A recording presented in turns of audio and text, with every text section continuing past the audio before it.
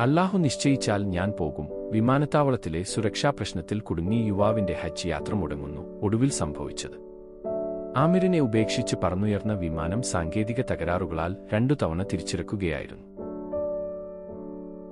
Arab ലോകത്തെ social മീഡിയകളിലാകെ ഇപ്പോൾ വൈറലാകുന്നത് ലിബിയക്കാരനായ ആമിർ ഗദ്ദാഫിയുടെ കഥയാണ്. ഹജ്ജിനായി പുറപ്പെട്ട ആമിറിൻ മുന്നിൽ വന്നു വീണ പ്രതിസന്ധികളും അതിന്റെ പര്യവസാനവും ഏതൊരാളെയും അത്ഭുതപ്പെടുത്തുന്നതാണ്. നിന്റെ വിളിക്കേട്ട് ഞാനിതാ എത്തിയിരിക്കുന്നു റബ്ബേ എന്ന ലക്ക് മന്ത്രിച്ചാണ് ഓരോ തീർത്ഥാടകനും മക്കയിലേക്ക് പുറപ്പെടാറ്. അങ്ങനെ വിളിച്ചവന്റെ വിളി റബ്ബ് കേട്ട കഥയാണിത്. ലിബിയയിൽ നിന്നും ഒരു തീർത്ഥാടക സംഘം ഹജ്ജിനായി പുറപ്പെടുന്നു.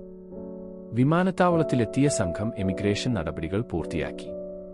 പക്ഷേ ഒരാൾ മാത്രം എമിഗ്രേഷനിൽ അദ്ദേഹത്തിന്റെ പേരുമായി ബന്ധപ്പെട്ട സാങ്കേതിക സംശയത്തിൽ വൈകി.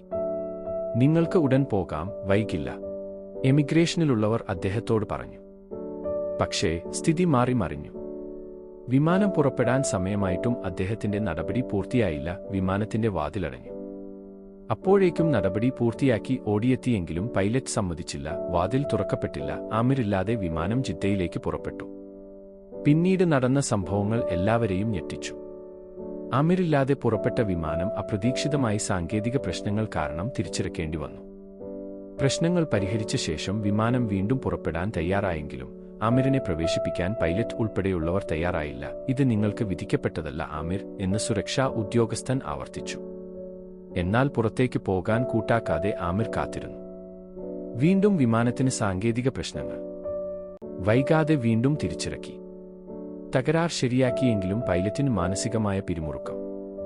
ആമിറില്ലാതെ പോകില്ലെന്നായി പൈലറ്റ്. ഒടുവിൽ അദ്ദേഹത്തിന് മുന്നിൽ ഹജ്ജിന്റെ വാതിൽ തുറന്നു. ജിദ്ദയിലെത്തിയപ്പോൾ ഒരുമിച്ച് ഫോട്ടോയെടുത്താണ് വിമാനത്തിലെ പൈലറ്റുമാരുൾപ്പെടെ അദ്ദേഹത്തെ യാത്രയാക്കിയത്. ലബ്ബക് വിളികളിലുമരുന്ന തെരുവിലൂടെ അല്ലാഹുവിന്റെ അതിഥിയായി ഇത്തവണ ആമിറും ഹജ്ജ് ചെയ്യും.